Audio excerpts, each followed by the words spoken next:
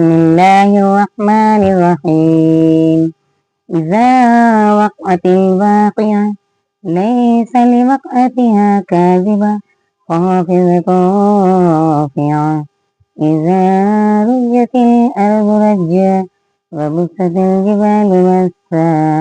وكانت هباء منبثا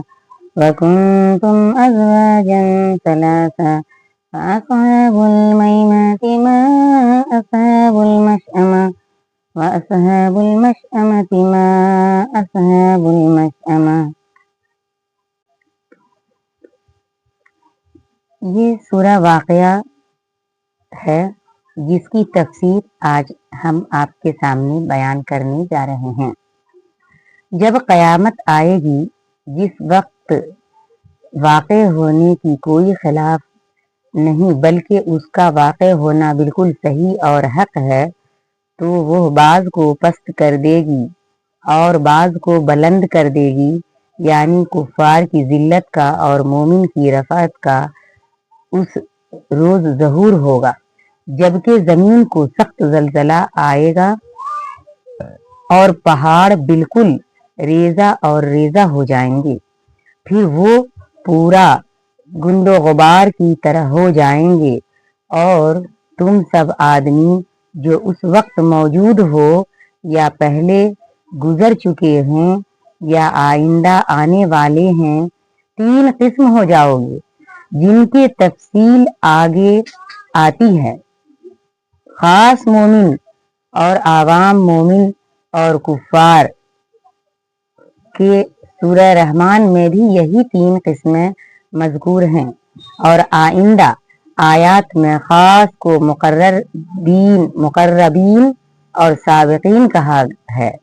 اور عوام مومنین کو اصحاب المومنین ہاتھ میں دیے جائیں گے۔ جو بائیں والے ہیں کیسے برے ہیں، مراد اس سے جن کے نامہ اعمال بائیں ہاتھ میں دیے جائیں گے، یعنی کفار، اور اس میں جمالاً ان کی حالت کا برا ہونا بتلا یا آگے فی سموم سے اس اجمال کی تفصیل کی گئی ہے۔ اور تیسری قسم یہ جو اعلیٰ درجے کے ہیں، وہ تو اعلیٰ درجے کے ہی ہیں اور وہ خدا تعالی کے ساتھ خاص قرب رکھنے والے ہیں۔ اس میں تمام اعلیٰ درجہ کے بندے داخل ہیں، انبیاء اور اولیاء اور صدیقین اور کامل متقی، اور اس میں اجمالاً ان کی حالت کا عالی ہونا بتلا دیا۔ آگے فی جنات النعیم سے اس اجمال کی تفصیل کی جاتی ہے کہ یعنی یہ مقرب لوگ آرام کے باغوں میں ہوں گے، جس کی مزید تفصیل آتی ہے، اور درمیان میں ان مقربین خاص میں بہت سی جماعتوں کا شامل ہونا بتلاتے ہیں کہ ان مقربین کا ایک بڑا گروہ تو اگلے لوگوں میں سے ہوگا اور تھوڑے پچھلے لوگوں میں سے ہوں گے۔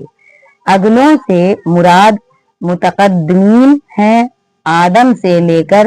حضور صلی اللہ علیہ وسلم کے قبل تک، اور پچھلوں میں سے مراد حضور صلی اللہ علیہ وسلم کے وقت سے لے کر قیامت تک، اور متقدمین میں کثرت سابقین اور متاخرین میں قلت سابقین کی وجہ یہ ہے کہ خاص ہر زمانہ میں کم ہوتے ہیں، اور متقدمین یعنی آدم سے زمانہ خاتم الانبیاء تک کا زمانہ بہت طویل ہے۔ یہ بنسبت امت محمدیہ کے جو قریب قیامت میں پیدا ہوئی ہے، تو با قطزان عادت زمانہ اس طویل زمانہ کے خاص بنسبت امت محمدیہ کے مختصر زمانے کے خاص के कम होने क्यों होंगे, क्योंकि उस तवील जमाना में 1,00,000-2 लाख तो अंबिया ही हैं और खातिमुल अंबिया सल्लल्लाहु अलैहि वसल्लम के जमाना में कोई और नबी नहीं। इसलिए खास मुकर्रबीन का बड़ा गिरवा मुतकद्दिमीन का होगा और मुतअखिरीन यानी उम्मत मुहम्मदिया में उससे कम होगा। आगे मुकर्रबीन खास के लिए जो नेमतें हैं मुकर्रर, उनकी तफसील ये है कि लोग सोने के तारों से बुने हुए तख्तों पर तकिए लगाए आमने सामने बैठे होंगे। दर मंशूर में हजरत इब्न अब्बास रज़ियल्लाहु अन्हु तफसीर नकल की है और उनके पास ऐसे लड़के होंगे जो हमेशा के लिए ही रहेंगे। ये चीजें लेकर आमद व रफ्त किया करेंगे। आबहूर और आफताब और ऐसा जाम शराब जो बहती हुई शराब से भरा जाएगा, न उससे उनको सरदर्द होगा और न उससे अकल में फतूर आएगा। और मेवे जिनको वो पसंद करेंगे और परिंदों का गोश्त जो उनको मरगूब हो और उनके लिए गोरी बड़ी बड़ी आंखों वाली औरतें होंगी, मुराद जिसकी हूरें हैं, जिनकी रंगत ऐसी साफ शफाफ होगी जिसे जैसे हिफाजत से पोशीदा रखा हुआ मोती, यह के उनके आमाल के सिला में मिलेगा। और वहां ना बकबक सुनेंगे और न कोई वो बेहुदा बातें सुनेंगी, यानी शराब पीकर या वो ऐसी चीजें ना पाई जाएंगी जिनसे ऐशो मकदर होती है। हर तरफ से इस्लाम की आवाज आएगी, जैसा कि अल्लाह ताला का इरशाद है और एक दूसरी जगह इरशाद है जो कि दलील इकराम और एजाज की है। गर्ज रूहानी और जिस्मानी हर तरह की लज्जत और मुसर्रत आला दर्जे की होगी। ये जजा साबिकीन का बयान किया गया है। और आगे अस्हाबुल यमीन की जजा की तफसील है, यानी जो दाहिने वाले हैं वो दाहिने वाले कैसे अच्छे हैं, उसके आमाल का वो तफसील के कब्ल उसके लिए क्या किया गया है, उसके अजमाल को फसल हो गया था। आगे उनके अच्छे होने का बयान है कि वो उन बागों में होंगे जहां बेखार बेरियां होंगी। बैर कहते हैं ना, बैर जो तोड़कर खाते हैं वही बैरियां होंगी। वो तह बता केले होंगे और लंबा लंबा साया होगा और चलता हुआ पानी होगा और कसरत से मेवे होंगे जो न खत्म होंगे, जैसे दुनिया के मेवे के फसल तमाम होने से तमाम हो जाते हैं और न उनको रोक टोक होगी, जैसे दुनिया में बाग वाले उसकी रोकथाम करते हैं। और ऊंचे ऊंचे फर्श क्यों के जिन दर्जों में वो बिछे हैं वो दर्जे बुलंद होंगे। और चूंकि मकाम खुश ऐशी का है और खुश ऐशी बदून औरतों के कामिल नहीं होती, इस तौर पर उन असबाब ऐश के जिक्र ही से औरतों का होना मालूम हो गया। लिहाजा आगे बहिश्ती औरतों की तरफ इन नशानाहुन्ना की ज़मीर राजे करके उनका जिक्र फरमाया जाता है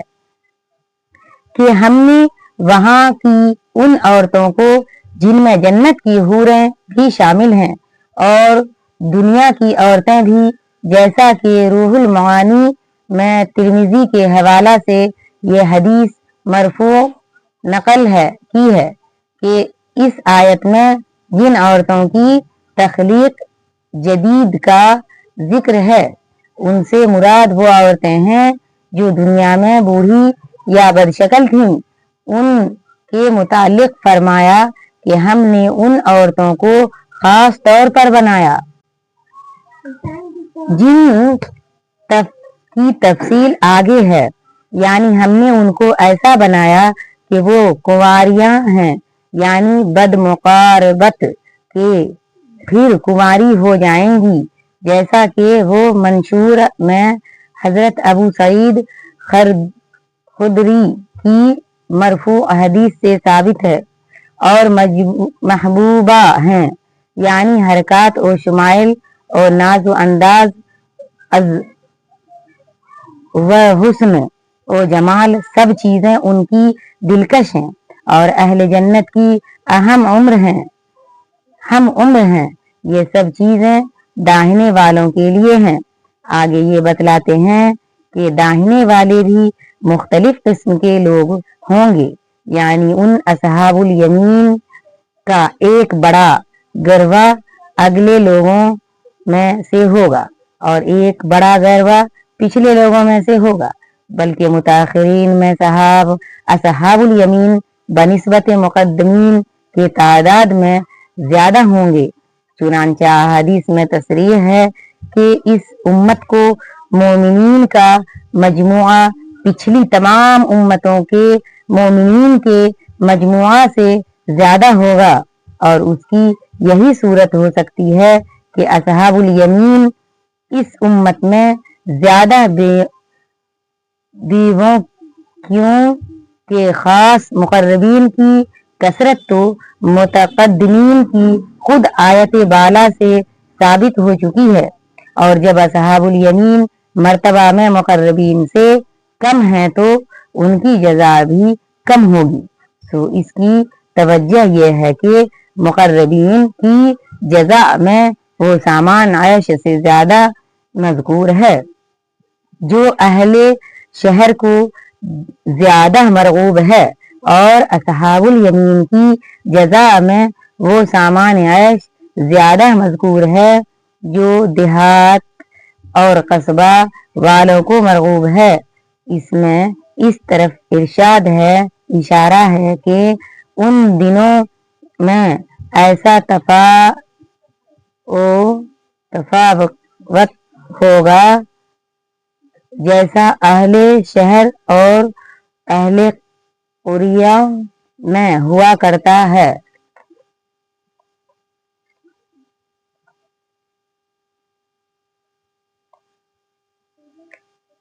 تفسیر اور آگے ان کے کفر کا بیان ہے جس کو زیادہ خلل ہے طلب حق نہ ہونے میں، یعنی وہ یوں کہا کرتے تھے کہ جب ہم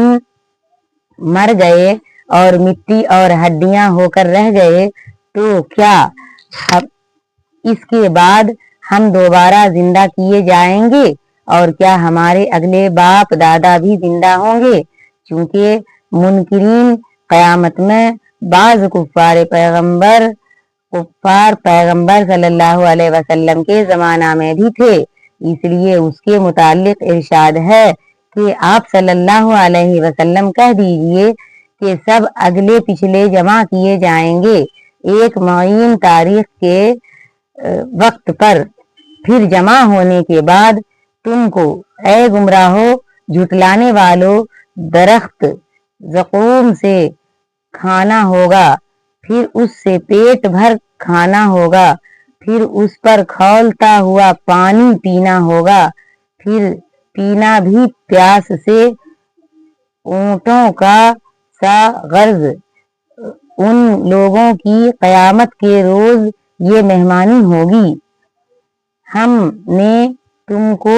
اول بار پیدا کیا ہے جس کو تم بھی تسلیم کرتے ہو، تو پھر تم تصدیق کیوں نہیں کرتے؟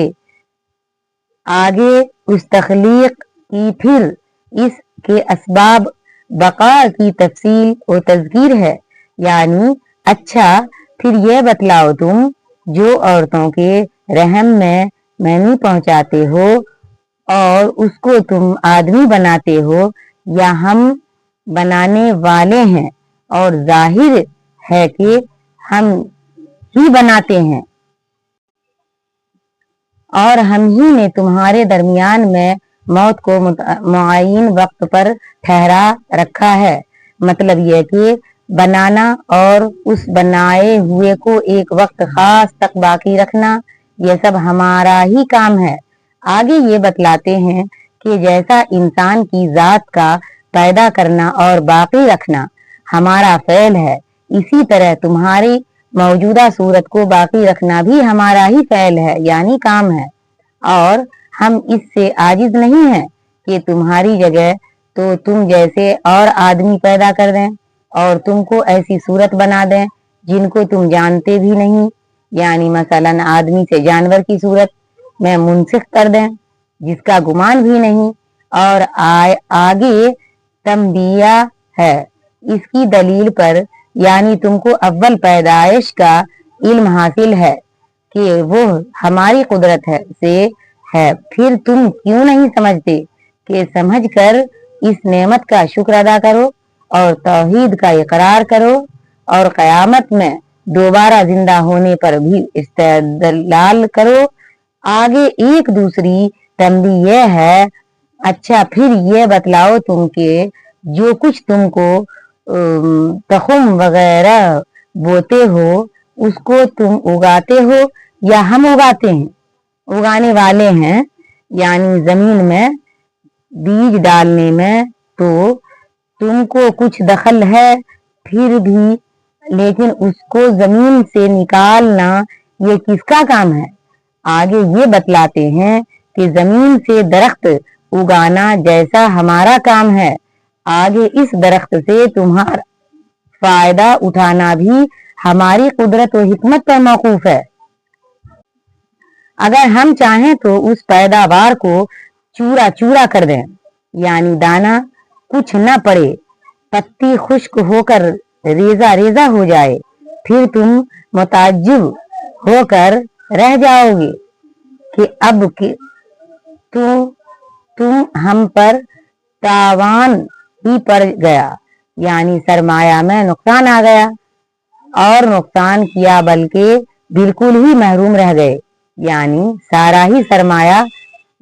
گیا گزارا۔ آگے تیسری تنبیہ یہ ہے کہ یعنی اچھا پھر یہ بتلاؤ کہ جس پانی کو تم پیتے ہو اس کو بادل سے تم برساتے ہو یا ہم برسانے والے ہیں؟ پھر اس پانی کو پینے کے قابل بنانا ہماری دوسری نعمت ہے کہ اگر ہم چاہیں اس کو کڑوا کر ڈالیں تو تم شکر کیوں نہیں کرتے؟ اور برائے شکر عقیدہ تو توحید و کفر ترک ہے، کفر ہے۔ آگے چوتھی تنبیہ ہے کہ یعنی اچھا پھر یہ بتلاؤ جس آگ کو تم سلگاتے ہو اس کے درخت کو جس میں سے یہ آگ جھڑتی ہے، اور اس طرح جن ذرائع سے یہ آگ پیدا ہوتی ہے ان ذرائع کو تم نے پیدا کیا ہے یا ہم پیدا کرنے والے ہیں؟ ہم نے اس کو آتش دوزخ کی یا اپنے قدرت عجیب کی یا دبہانی کی چیز اور مسافروں کے لیے فائدہ کی چیز بنایا ہے۔ یاد دہانی ایک دینی فائدہ ہے اور دوسری ادنیوی فائدہ آگ سے کھانا پکانے کا ہے، اور تخصیص مسافر کی حسر کے لیے نہیں بلکہ سفر میں آگ کامیاب ہونے کے سبب ایک شے عجیب ہوتی ہے، اور متعن میں